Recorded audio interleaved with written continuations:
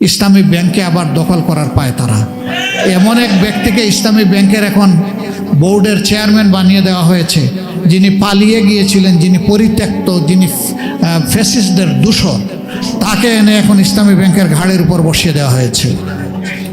এবং এখন যারা ইসলামী ব্যাংকের সেবাগ্রহী, তার ডিপোজিটার, শেয়ার হোল্ডার, তারা সকলে মিলে এখন রাস্তায় নেমেছে। এখন বলে যে এগুলা সব জামাতে ইসলামীর মানুষ। আগে যেভাবে বলতো যে ওই তেলের ইয়েতে সবাই জামাতে ইসলামী পাঠিয়ে দিছে, এটাতেও সেইভাবে বলে। আমি বলছি, আমি স্বীকার করে নিচ্ছি এরা জামাতে ইসলামীর মানুষ, এবং এরা এই দেশের নাগরিক। এরা জামাত না, এরা আওয়ামী লীগ না, এরা বিএনপি না, এরা কোনো দল করে না, এটা দেখার বিষয় নয়। তারা এই ব্যাংকের মালিক। এই ব্যাংকের ক্ষতি হবে আর তারা চুপ করে বসে থাকবে, এটা আশা করবেন না। সেখানে তাদের উপর লেলিয়ে দেওয়া হয়েছে পুলিশ বাহিনীকে, গুলি, টিয়ার শেল, জলকামান। আমি গতকালকে সিলেটে ছিলাম এই ঘটনা ঘটার সময়। আমি বলেছি যে আগামী দিন আমিও নামবো ইনশাল্লাহ। একটা শেয়ার থাকলেও আমি এই ব্যাংকের মালিক, 10 টাকা ডিপোজিট থাকলেও আমি এই ব্যাংকের মালিক। আমার এই সত্তা নিয়ে কাউকে টানাটানি করার সুযোগ দেব না। আমি সামনে গিয়ে বুক খুলে দাঁড়ায় বলবো, যত গুলি আমার বুকে মারো, যত টিয়ার শেল আমার মাথায় মারো, কিন্তু জনগণের উপর, শেয়ার হোল্ডারদের উপর, ডিপোজিটারদের উপর, এই ব্যাংকের মালিকদের উপর সাবধানে একটা গুলিও ছুটতে পারবো না।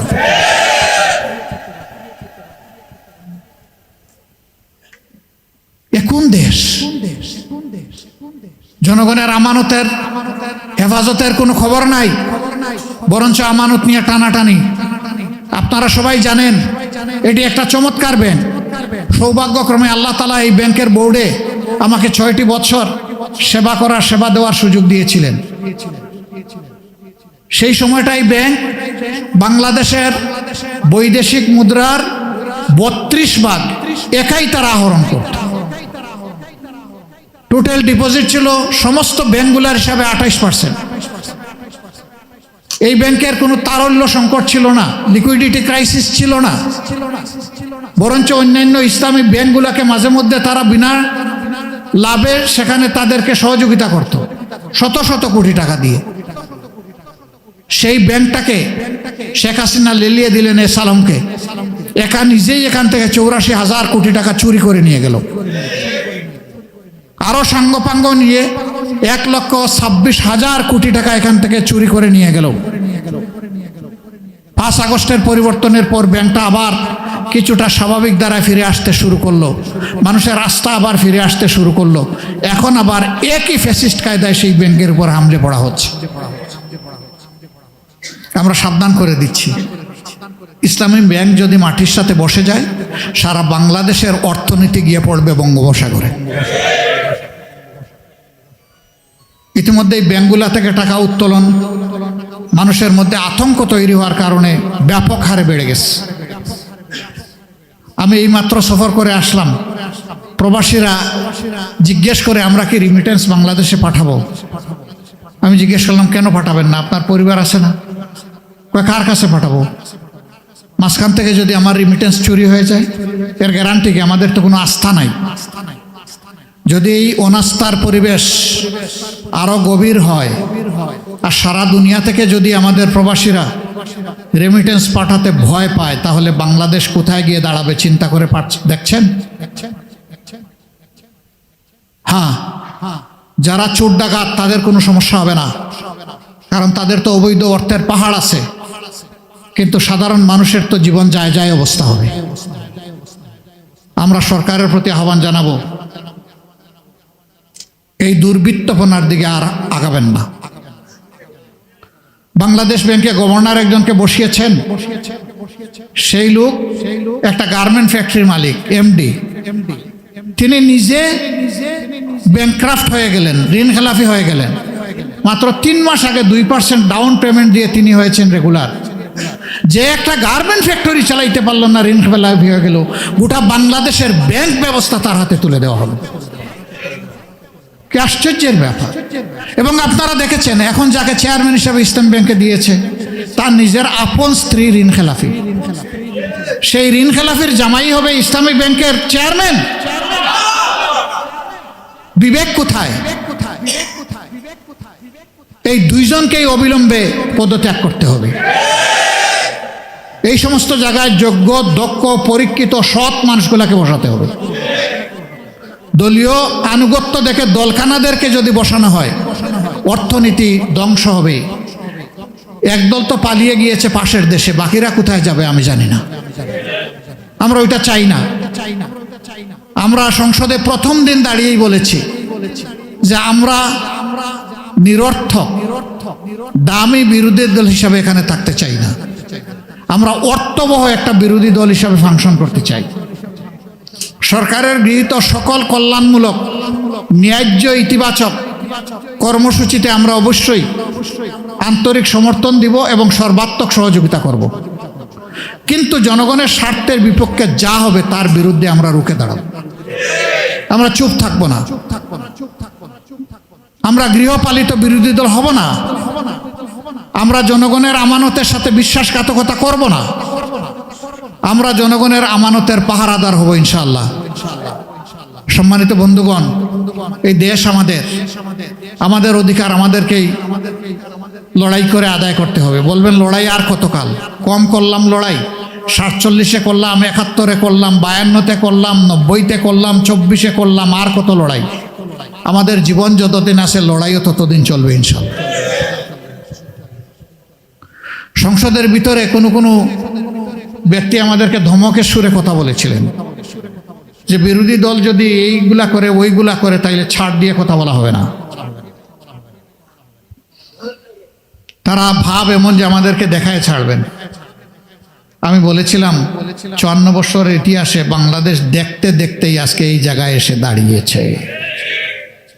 সুতরাং নতুন করে কিছু দেখানোর দুঃসাহস দেখাবেন না আমাদেরকে। আর জাতির প্রয়োজনে যদি আরেকবার দেখতে হয় দেখব, শতবার দেখতে হয় তাও দেখব, কিন্তু কোনো অন্যায়ের সাথে আপোষ করব না।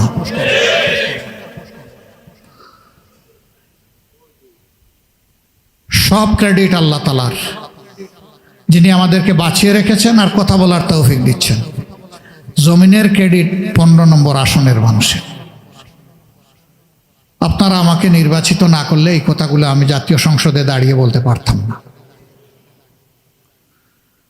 আমি ইনশাআল্লাহ আপনাদের হকের পক্ষে লড়ে যাব, দেশবাসীর হকের পক্ষে লড়ে যাব এবং আমি খুবই আস্থাশীল এই সমাজ পরিবর্তন হবে ইনশাআল্লাহ।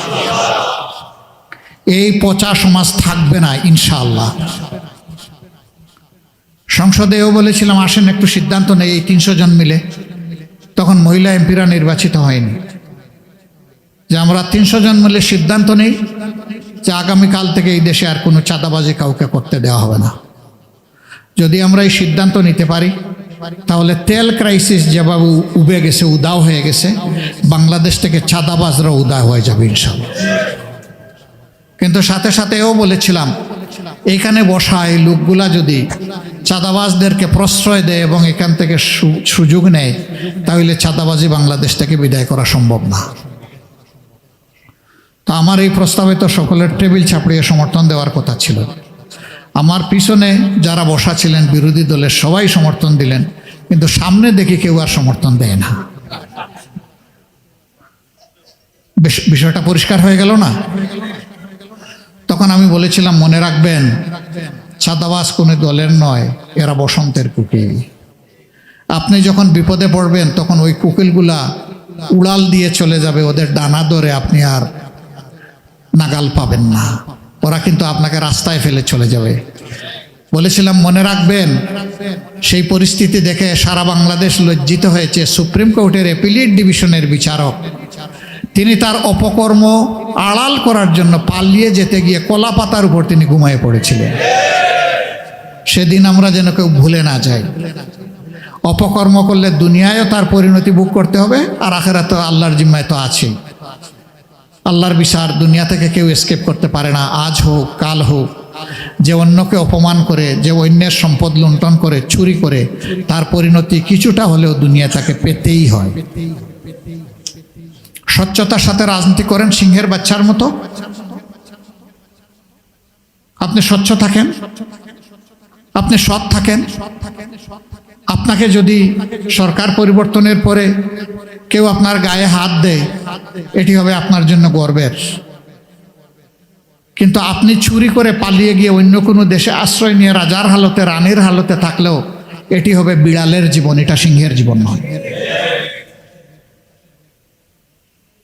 রাজনীতি তারার করা উচিত, তাদেরই করা উচিত যাদের রাজকীয় মন আছে। মন যাদের ফকির, তাদের রাজনীতি করা উচিত নয়। একজন ভিক্ষুকের সন্তানও কিন্তু রাজকীয় রাজনীতিবিদ হতে পারে যদি তার মনটা রাজকীয় হয়। একজন শ্রমিকের সন্তান হতে পারে, ব্যবসায়ীর সন্তান হতে পারে, কৃষকের সন্তান হতে পারে। আলহামদুলিল্লাহ, আমি নিজেও একজন কৃষকের সন্তান, কোনো অসুবিধা নেই। কিন্তু রাজার ঘরে জন্ম নিয়েও চুর যদি হয়, তাহলে তার রাজনীতি করার কোনো অধিকার নাই, তার চুরি করা উচিত এবং চুরির দায়ে কট হয়ে তার শাস্তি নেওয়া উচিত। সমাজের আইন শৃঙ্খলা পরিস্থিতি একেবারেই ভেঙে পড়েছে। পরপর দুইটা ঘটনা দেখেন আপনাদের পাশে। একটা রামিসার ঘটনা, এটা ফিরিস্তা সমান মেয়ে, সর্বনাশ করে গলা কেটে 2 টুকরা করে ফেলল। কোথায় আস মানবতা? আমি কালকে সিলেটে গেলাম, সেই একই ধারার আর একটা ঘটনা দেখে আসলাম। আসলে এগুলা দেখলে নিজেদের বুক ধরে রাখা যায় না। আরেকজন মা সন্তান জন্ম দিলেন, সবগুলোই ব্রিলিয়েন্ট। সমাজের এক এক জায়গায় বিশাল বিশাল মেগা শট। মা মরে পচে গিয়ে গলছেন, সন্তানের কোনো খবর নাই। এ কোন সভ্যতা? অবশ্যই এই সভ্যতার পরিবর্তন হতে হবে ইনশাআল্লাহ। এই সকল সমস্যার সমাধান কেবলমাত্র আল্লাহর বিধানের ভিত্তিতেই সম্ভব, অন্য কোনোভাবে সম্ভব নয়। আল্লাহর বিধান জমিনে পুরাপুরি যদি চালু হয়, এখান থেকে সকল ধর্মের মানুষ বেনিফিটেড হবে, সকল বর্ণের মানুষ বেনিফিটেড হবে, সকল দেশের মানুষ বেনিফিটেড হবে, সকল রঙের মানুষ, ভাষার মানুষ বেনিফিটেড হবে, কারো কোনো ক্ষতি হবে না। একটা বিটি ছড়ানো হয় শরিয়া আইন, মানে এইটার নাম শোনা মাত্র যে একটা একটা করে তলোয়ার হাতে নিয়ে শুধু কল্লা উড়ানো হচ্ছে আর হাত কেটে ফেলা হচ্ছে। এটা আল্লাহর বিধানের বিরুদ্ধে সুস্পষ্ট অপপ্রচার। আমি সৌদি আরবের মেইন কৌরের লোকদেরকে জিজ্ঞেস করলাম, গত 1 বছরে কয়টা কল্লা উঠলো আপনাদের এখানে? বললো যে 1 বছরে মাত্র 1টা কল্লা উঠল, সেটা দর্শনের ঘটনায়। হাত কাটা গেছে কয়টা? বললো যে গত 20 বছরে কোনো হাত কাটা যায়নি। সৌদি আরব দুনিয়ার এমন একটা দেশ যেখানে ক্রাইম একদম গ্রাউন্ড লেভেলে, মাটির সাথে মিশে আছে। আমাদের ক্রাইম হইল আসমান লেভেলে অপরাধ। ডাকাতের ছুরির আঘাতে মানুষ মারা যাক, এটা কোনো সমস্যা না। ওই ডাকাতের হাত কাটা যাবে, এটা হইল সমস্যা। কার্যত ডাকাতদের এই পরিবেশকে যারা লালন করতে চায়, আল্লাহর বিধানের বিষয়টা তারা উপলব্ধি করতে চায় না, স্বীকার করতে চায় না। হাত কাটার প্রয়োজন হবে না তো, আর যাকে তাকে ধরে হাত কাটাও তো যাবে না। একজন লোক যদি চুরি করে, আগে দেখতে হবে সে কেন চুরি করেছে। যদি পেটের ক্ষুধার আগুন নিবানোর জন্য চুরি করে, তাকে রাষ্ট্রের দায়িত্ব হচ্ছে আগে তার পেটের ক্ষুধার আগুন নিবানোর ব্যবস্থা করা, তার বৈধভাবে বেঁচে থাকার বিষয়টা নিশ্চিত করা। এর আগে কোনো রাষ্ট্রের কোনো অধিকার নাই তার হাত কাটা তো দূরের কথা, তার একটা চামড়ায়ও চিমটি দেওয়ার কোনো অধিকার নেই। যে রাষ্ট্র তার নাগরিকদেরকে বৈধভাবে বেঁচে থাকার জন্য সুযোগ নিশ্চিত করতে পারে না, ওই রাষ্ট্র কোনো অপরাধের জন্য তার নাগরিককে শাস্তি দেওয়ার কোনো অধিকার রাখে না। আগে নাগরিকের সার্বিক নিরাপত্তা নিশ্চিত করতে হবে, তারপরে যদি লোভের বশবর্তী হয় অথবা বদ হাসলতের কন্টিনিউশনের কারণে কেউ কিছু করতে চায়, সমাজকে ভালো রাখার জন্য তার উপর শাস্তি আরোপ হবে। তখন লক্ষ লক্ষ মামলার পাহাড় জমবে না। হযরতে উমর ইবনুল খাত্তাব রাদিয়াল্লাহু তাআলা আনহু প্রধান বিচারপতি ছিলেন। 2 বছরের মাথায় গিয়ে তিনি খলিফাতুল মুসলিমিন আবু বকর সিদ্দিক রাদিয়াল্লাহু তাআলা আনহুকে বললেন, এই দায়িত্ব থেকে আমাকে অব্যাহতি দিন, সরায় দিন। তিনি বললেন, কেন? বললেন, না, এখানে আমাকে বেতন দেওয়ার কোনো দরকার তো নাই। আপনি প্রধান বিচারপতি না? বলে, হ্যাঁ। মাননীয় খলিফা, আপনি তো আমাকে প্রধান বিচারপতির অ্যাপয়েন্টমেন্ট দিয়েছেন, তা আপনি এটা থেকে অব্যাহতি চাচ্ছেন কেন? বলে যে 2 বছরের ভিতরে আমার কাছে তো কোনো মামলা আসলো না, তাইলে আমার এই পদে থেকে লাভটা কি? আমি রাষ্ট্রের অর্থ এইভাবে অপচয় করব কেন? আমি এখান থেকে নিব কেন? তাকে জিজ্ঞেস করা হলো, লোক আসে না কেন? আপনি একটু গরম মানুষ, এই জন্য ভয়ে আসে না নাকি? তিনি বললেন, আমি তো কাউকে গরম দেখাইনি। অনুসন্ধান করে দেখা গেল যে তার কাছে রেফার হয়ে যাওয়ার মতো কোনো ঘটনা সেই রাষ্ট্রে 2 বছরের ভিতরে ঘটে নাই। সুবহানাল্লাহ। This is the essence of Islam, this is beauty of Islam, this is pride of Islam, this is benefit of Islam. আমরা যত তাড়াতাড়ি বুঝবো তত লাভ ইনশাআল্লাহ তাআলা। বাংলাদেশ শুধু মুসলমানরা বসবাস করে না, অন্যান্য ধর্মের মানুষও করে। পশ্চিমবঙ্গে আপনারা দেখতে পাচ্ছেন হম্বিতম্বি মুসলমানদের উপর বিভিন্ন ধরনের নির্যাতন হচ্ছে। আমরা তার নিন্দা জানিয়েছি, নিন্দা জানাবো, সেটা দুনিয়ার যেখানেই ঘটুক। কিন্তু বাংলাদেশে আমরা চাই না যে পশ্চিমবঙ্গে মুসলমানদের উপর অপমানজনক আচরণ করা হচ্ছে বলে বাংলাদেশে যে কোনো একজন অন্য ধর্মের মানুষের একটা লোম ধরে কেউ টান দেব, এটা আমরা বরদাস্ত করব না। এই দেশ আমাদের সকলের, এই দেশের অধিকার বুক করার অধিকারও সকলের সমান। আমরা সেই হারমোনি, আমাদের শিষ্টাচার আমরা ইনশাল্লাহ মেনে চলব, এটাই ইসলামের সৌন্দর্য। বলবেন যে তারা আমাদের ভাই, এখানে আমরা প্রতিশোধ নিতে পারি না। ইসলাম নিষেধ করেছে বাপের অপরাধে সন্তানকে শাস্তি দেওয়ার কোনো অধিকার কারণেই, সন্তানের অপরাধে বাবাকে শাস্তি দেওয়ার কোনো অধিকার কারণেই, স্বামীর অপরাধে স্ত্রীকে শাস্তি দেওয়ার অধিকার কারণেই, এবং স্ত্রীর অপরাধে স্বামীকেও শাস্তি দেওয়ার অধিকার কারণে। এতটুকু যদি না থাকে তাইলে অন্য দেশের কোনো কিছুর জন্য আমার দেশে আমি দেশকে অস্থির করে তুলব, এর অধিকার আমাদের নেই। এটা কেউ করতে গেলে আমরা দিব না করতে, তার হাত অবশ করে দেব। আমরা আমাদের সামাজিক শৃঙ্খলা, সৌন্দর্য, শান্তি নষ্ট করতে দেব না।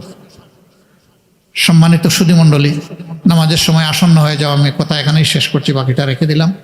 আপনারা দোয়া করবেন, যতদিন আল্লাহ তাআলা আমাকে হায়াত দিয়েছেন, সুস্থ রেখেছেন, ততদিন মানুষের জন্য যেন আমি কাজ করে যেতে পারি। আমি কথা দিয়েছিলাম নির্বাচিত হলে সরকারি সুযোগ সুবিধা নিব না, যতটুকু না নিয়ে পারি চেষ্টা করব।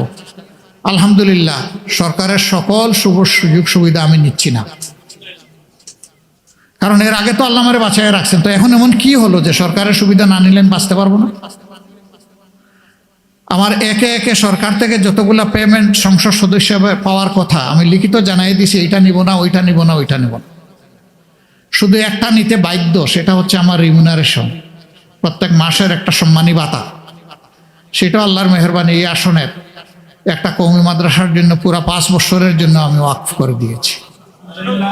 ওইটা প্রতি মাসে তাদের অ্যাকাউন্টে অটো জমা হয়ে যাবে, আমি সেই ব্যবস্থাও করে দিয়েছি। এটার জন্য তাদেরও কোনো দৌড়াদৌড়ি লাগবে না, আমারও কোনো পেরেশানি লাগবে না, এটা অটো ট্রান্সফার হয়ে যাবে।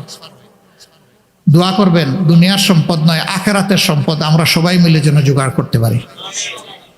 দুনিয়া যেমন তেমন হোক, আখিরাতটা যেন আমাদের সুন্দর হয়, আর আখিরাত সুন্দর হলে দুনিয়াও সুন্দর হবে ইনশাআল্লাহ।